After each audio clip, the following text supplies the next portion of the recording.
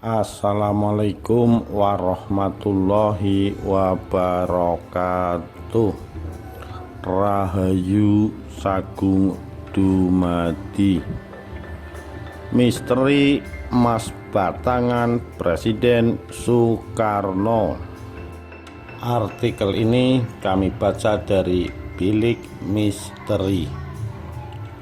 Mungkin belum banyak yang tahu kalau ada sebuah perjanjian maha penting yang dibuat Presiden Republik Indonesia Insinyur Soekarno dan Presiden ke-35 Amerika Serikat John Kennedy.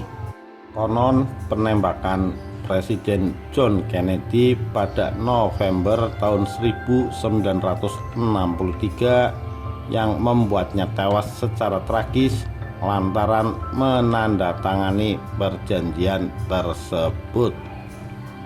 Konon pula penggulingan Insinyur Soekarno dari kursi kepresidenan wajib dilakukan jaringan intelijen Amerika Serikat yang disponsori komplotan Yahudi atau Zionis internasional yang tidak mau Amerika Serikat bangkrut dan hancur karena mesti mematuhi perjanjian tersebut. Juga tidak rela melihat Republik Indonesia justru menjadi kuat secara ekonomi di samping modal sumber daya alamnya yang semakin menunjang kekuatan ekonomi Republik Indonesia. Selain itu, ada beberapa tujuan lain yang harus dilaksanakan sesuai agenda Zionis internasional. Berikut ini saya coba tulis hasil penelusuran pada tahun 1994 sampai dengan 1998, berlanjut tahun 2006 sampai dengan 2010. Ditambah informasi dari beberapa sumber.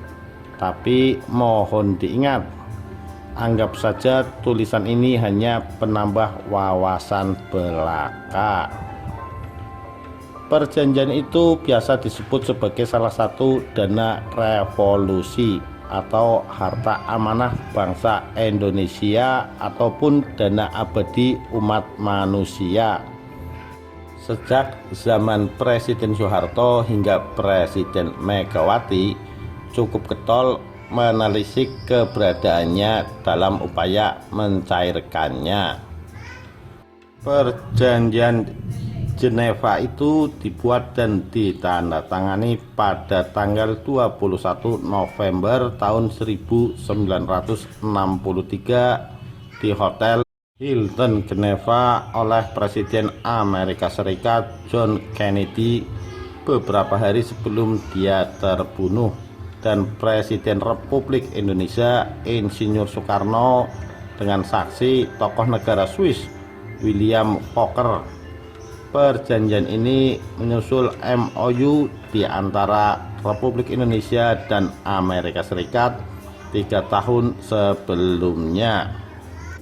Poin penting perjanjian itu adalah pemerintah Amerika Serikat selaku pihak satu mengakui 50% keberadaan emas murni batangan milik Republik Indonesia, yaitu sebanyak kurang lebih 57 ton dalam kemasan 17 paket emas, dan pemerintah Republik Indonesia selaku pihak dua menerima batangan emas itu dalam bentuk biaya sewa penggunaan kolateral dolar yang diperuntukkan pembangunan keuangan Amerika Serikat. Dalam poin penting lain pada dokumen perjanjian itu tercantum klausal yang memuat perincian atas penggunaan kolateral tersebut. Pemerintah Amerika Serikat harus membayar fee 2,5% setiap tahunnya sebagai biaya sewa kepada Indonesia. Mulai berlaku jatuh tempo sejak 21 November tahun 1965, 2 tahun setelah perjanjian. Akun khusus akan dibuat untuk menampung aset pencairan fee tersebut. Maksudnya, walau poin dalam perjanjian tersebut tanpa mencantumkan klausal pengambilan harta, namun ada butir pengakuan status kolateral tersebut yang bersifat sewa atau leasing. Biaya yang ditetapkan dalam perjanjian itu sebesar 2,5% setiap tahun bagi siapa atau bagi negara mana saja yang menggunakannya. Biaya pembayaran sewa kolateral yang 2,5% ini dibayarkan pada sebuah akun khusus atas nama The Heritage Foundation yang pencairannya hanya boleh dilakukan oleh Bung Karno sendiri atau restu Sri Paus Vatikan. Kesepakatan ini berlaku dalam 2 tahun ke depan sejak ditandatanganinya perjanjian tersebut, yakni pada 21 November 1965. Namun pihak-pihak yang menolak kebijakan John Kennedy menandatangani perjanjian itu, khususnya segelintir kelompok Zionis internasional yang sangat berpengaruh di Amerika Serikat, bertekad untuk menghabisi nyawa dan minimal karir politik kedua kepala negara penandatanganan perjanjian itu sebelum masuk jatuh tempo pada 21 November 1965 dengan tujuan menguasai akun The HEF tersebut, yang berarti menguasai keuangan dunia perbankan. Target sasaran pertama menyelesaikan pihak satu selaku pembayar, yakni membuat konspirasi super canggih dengan ending menembak mati Presiden Amerika Serikat John Kennedy, dan itu berhasil. Sudah mati 1 orang penandatangan perjanjian, masih seorang lagi sebagai target kedua, yakni Insinyur Soekarno. Kaki tangan kelompok Zionis internasional yang sejak awal menentang kesepakatan perjanjian itu melobi dan menghasut CIA dan Deplu Amerika Serikat untuk menginfiltrasi TNI Angkatan Darat, yang akhirnya berpuncak pada peristiwa G30S disusul penahanan Soekarno oleh rezim Soeharto. Apesnya lagi, Soekarno tidak pernah sempat memberikan mandat pencairan fee penggunaan kolateral Amerika Serikat itu kepada siapapun juga, hingga beliau almarhum beneran 4 tahun kemudian dalam status tahanan politik. Sedangkan kalangan dekat Bung Karno maupun pengikutnya dipenjarakan tanpa pengadilan dengan tudingan terlibat G30S oleh rezim Soeharto. Mereka dipaksa untuk mengungkapkan proses perjanjian itu dan bagaimana cara mendapatkan harta nenek moyang di luar negeri itu. Namun usaha kecil ini tidak pernah berhasil. Hal ikhwal perjanjian. Sepenggal kalimat penting dalam perjanjian tersebut adalah sebagai berikut. Berbagai otoritas moneter maupun kaum monetaris menilai perjanjian itu sebagai fondasi kolateral ekonomi perbankan dunia hingga kini. Ada pandangan khusus para ekonom.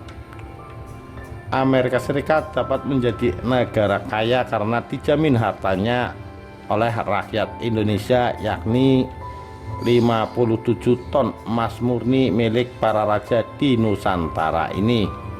Pandangan ini melahirkan opini kalau negara Amerika Serikat memang berutang banyak pada Indonesia, karena harta itu bukan punya pemerintah Amerika Serikat dan bukan punya negara Indonesia, melainkan harta raja-rajanya bangsa Indonesia. Bagi bangsa Amerika Serikat sendiri, perjanjian itu merupakan perjanjian paling tolol yang pernah dilakukan pemerintah Amerika Serikat. Karena dalam perjanjian itu Amerika Serikat mengakui aset emas bangsa Indonesia.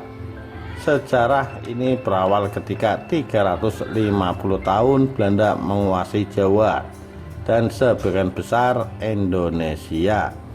Ketika itu para raja dan kalangan bangsawan, khususnya yang pro atau tunduk kepada Belanda, lebih suka menyimpan harta kekayaannya dalam bentuk batangan emas di bank sentral milik kerajaan Belanda di Hindia Belanda.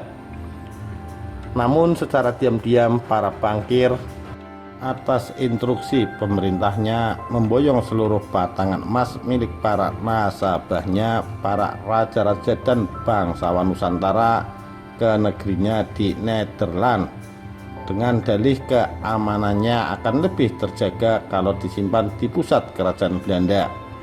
Saat para nasabah mempertanyakan hal itu, setelah belakangan hari ketahuan.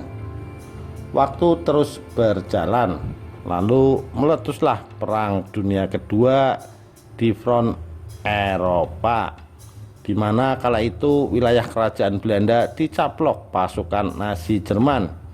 Militer Hitler dan pasukan Nazinya memboyong seluruh harta kekayaan Belanda ke Jerman. Sialnya, semua harta simpanan para raja di Nusantara yang tersimpan di Bank Sentral Belanda ikut digondol ke Jerman. Perang Dunia II front Eropa berakhir dengan kekalahan Jerman di tangan pasukan sekutu yang dipimpin oleh Amerika Serikat.